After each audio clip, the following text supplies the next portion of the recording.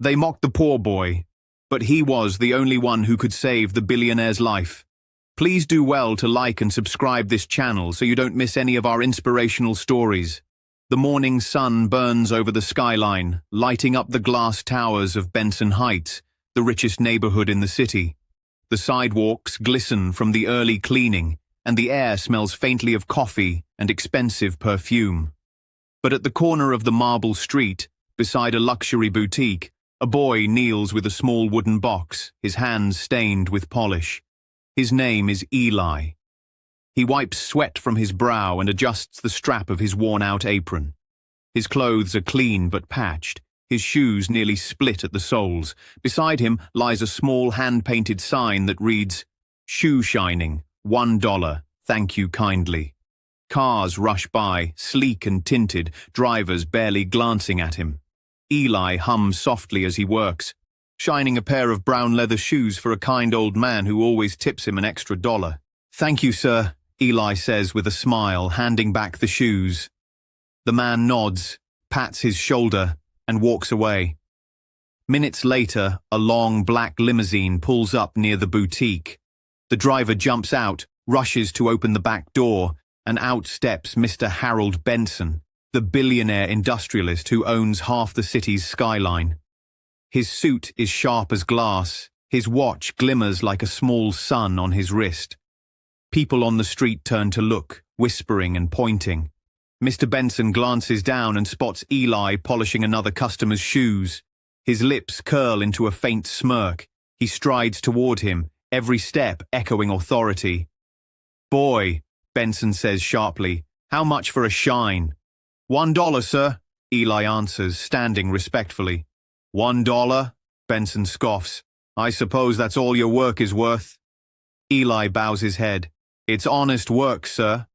It keeps me going." Benson drops into the chair with a heavy sigh. "Fine. Make it quick. I've got a meeting in 10 minutes. Eli kneels and begins to work carefully, using soft, circular strokes. As he polishes, a small drop of water from his brush splashes onto Benson's pant leg. Benson jerks his leg back. "Are you blind? Do you know how much these pants cost?" "I'm sorry, sir," Eli says quickly, pulling out a cloth to wipe it away. "Sorry doesn't fix stupidity," Benson snaps. "You street kids are all the same. No brains, no future." Eli doesn't answer. He just keeps working quietly and steadily until the shoes shine like mirrors. When he finishes, he steps back. "All done, sir." Benson glances down, impressed despite himself, but he tosses a single coin into Eli's box and walks away. As the limousine drives off, Eli looks at the coin. It's only 50 cents. He sighs, pockets it, and whispers, "Thank you, anyway." The day passes slowly. By evening, the streets grow quiet, and Eli packs up his tools. He walks to a small shelter where he volunteers a few nights a week. Inside, nurses tend to sick children, and Eli helps clean up, learning basic first aid from the clinic's head nurse, Mrs. Ada. She often tells him, "Eli, kindness is never wasted. Even if the world mocks you, keep being good. It'll come back someday." He smiles every time she says it. "Yes, Mom." A few days later, the grand ballroom of the Benson Foundation buzzes with energy. Crystal chandeliers glimmer like stars, and tuxedos fill the room. Reporters flash cameras. Guests laugh over champagne, and at the center stands Mr. Benson himself, beaming with pride.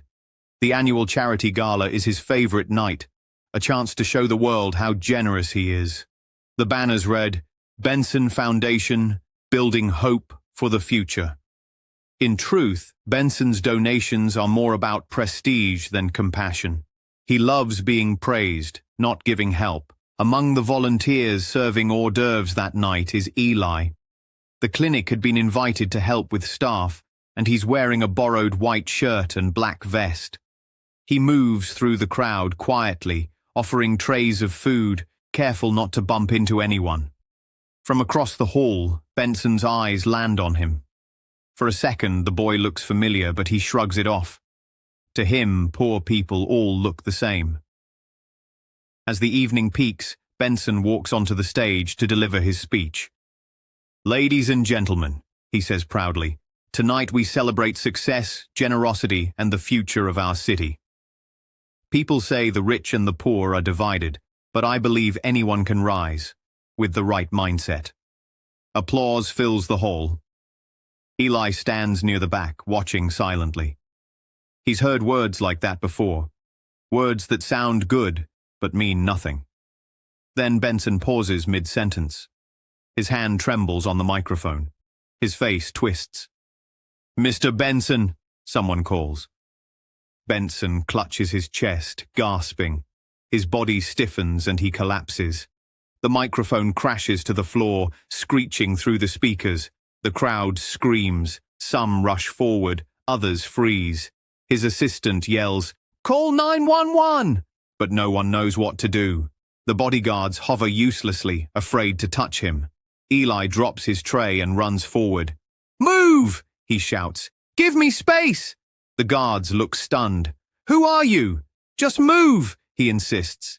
He kneels beside Benson, checking his pulse, his breathing. Nothing. The man's lips are turning blue. Eli tilts his head back and starts CPR, 30 compressions, 2 breaths. His hands move with precision, his focus razor sharp.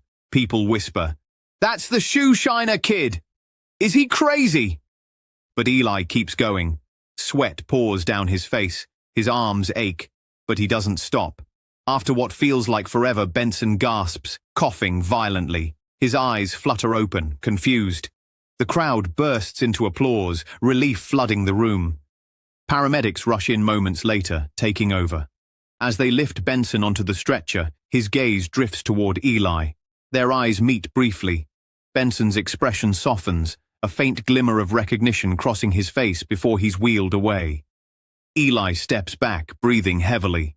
Mrs. Ada, who had been volunteering too, places a hand on his shoulder. "You saved him, Eli." He nods quietly. "I just did what I had to do." 3 days later, Benson wakes in a private hospital suite, machines beeping softly around him. His assistant, Collins, stands by the bed. "Sir, how are you feeling?" Benson groans. "Like I've been hit by a truck." "What happened?" "You collapsed at the gala." "Mild heart attack. You're lucky a volunteer stepped in. Saved your life before the medics arrived." Benson frowns. "A volunteer?" "Yes, sir. A boy named Eli. Works at the clinic your foundation funds." Benson's brows knit. "Eli?" Collins nods. "He's the same boy who shines shoes downtown. The one you—" Benson cuts him off. "I know who you mean." Silence lingers. Later that afternoon, Benson asks to meet Eli. Collins arranges it. When Eli walks into the room, he looks nervous but composed. Benson studies him quietly. The boy's eyes are steady, calm, and too familiar. "You saved my life," Benson says finally. Eli shrugs softly. "Anyone would have done the same." Benson smirks. "No, they wouldn't. Most people just watched." He gestures for Eli to sit. "Where did you learn CPR?" "At the free clinic," Eli replies. "I helped there after work." Benson nods, his gaze drifting to the small silver necklace around Eli's neck. The pendant catches the light, engraved letters, JB. He frowns. "That necklace, where did you get it?" Eli touches it unconsciously. "It was my father's. He died when I was a baby. My mother said it was all he left us." Benson's chest tightens. "Your father's name?" "Jonathan Brooks," Eli answers. "He used to work for Benson Enterprises years ago." The color drains from Benson's face. His breath hitches. "Jonathan Brooks?" "Yes, sir." "You knew him?" Benson stares at the wall, memories flooding back. 2 young men shaking hands, a shared dream of building an empire. Then betrayal. Benson had forced Jonathan out, taking over the company they built together.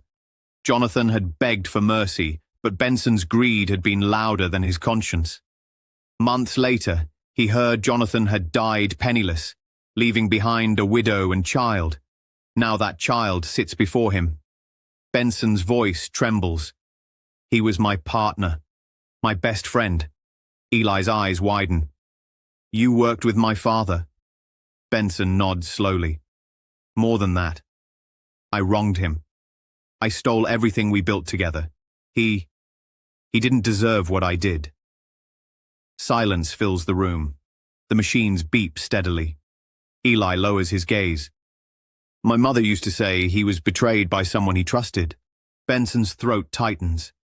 She was right. He covers his face with trembling hands. God, I've spent years building towers, collecting cars, chasing power. And all along, the son of the man I destroyed was the one who saved my life.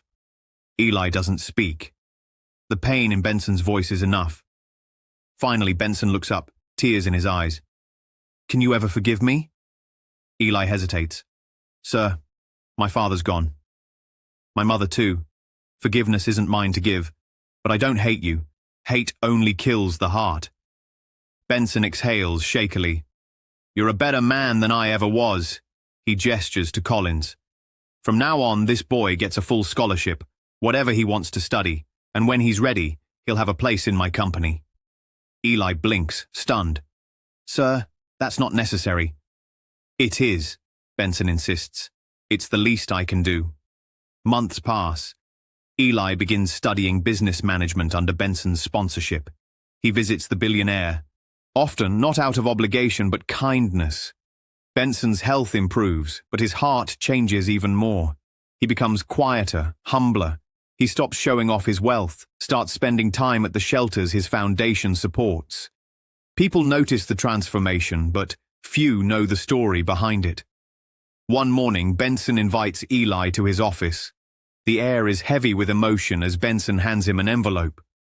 What's this? Eli asks. A letter from your father, Benson says softly.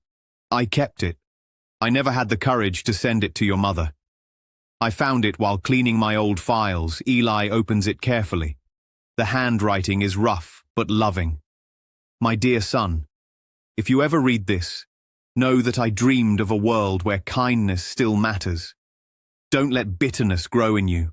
Even if I fail, I pray you become better than me, and those who wronged me. Tears fill Eli's eyes. He folds the letter slowly. Thank you, sir. Benson swallows hard. No, Eli. Thank you. 6 months later, Benson Enterprises holds another press conference. Reporters gather as cameras flash. Benson stands at the podium, his voice steady but soft. Today, he says, I introduce a new program that will change lives, the Brooks Foundation for Hope, named after a man I wronged, and inspired by the son who saved me. Murmurs fill the room. Beside him stands Eli, now dressed in a tailored suit. His confidence radiates, but his humility remains. Benson turns to him. Eli Brooks will lead this foundation as its first CEO. Gasps ripple through the crowd. Reporters shout questions. Isn't he the street boy who saved you? Benson smiles faintly. Yes, and he deserves every bit of this. Eli steps forward to speak. When I was shining shoes on the street, people laughed at me. But I never stopped believing that good can come from anywhere. Kindness may not make you rich, but it makes you human. The audience applauds, some wiping away tears. As the press conference ends, Benson walks to the window, looking out over the city. Collins approaches quietly. You did a good thing, sir. Benson nods. He did a better one. Later that night, after everyone leaves, Benson finds himself alone in his office. He pulls out a framed photo, 2 young men smiling in front of a construction site. Jonathan and him, before greed tore them apart. He sets the photo beside a new one, Eli standing on stage, smiling with quiet pride. A tear rolls down Benson's cheek. Jonathan, he whispers, your son restored my soul. Outside, the city lights flicker, and somewhere across town, Eli walks home, his head held high. He passes the same corner where he once shined shoes. The old sign is gone now, replaced by a small plaque fixed to the wall. In honor of every dreamer who started with nothing. He stops for a moment, touching the plaque with a gentle smile. Then he walks on, his steps steady, his heart full.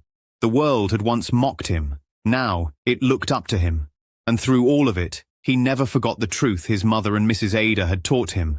That kindness is the seed that grows into miracles, and that destiny never forgets those who choose goodness, even in rags.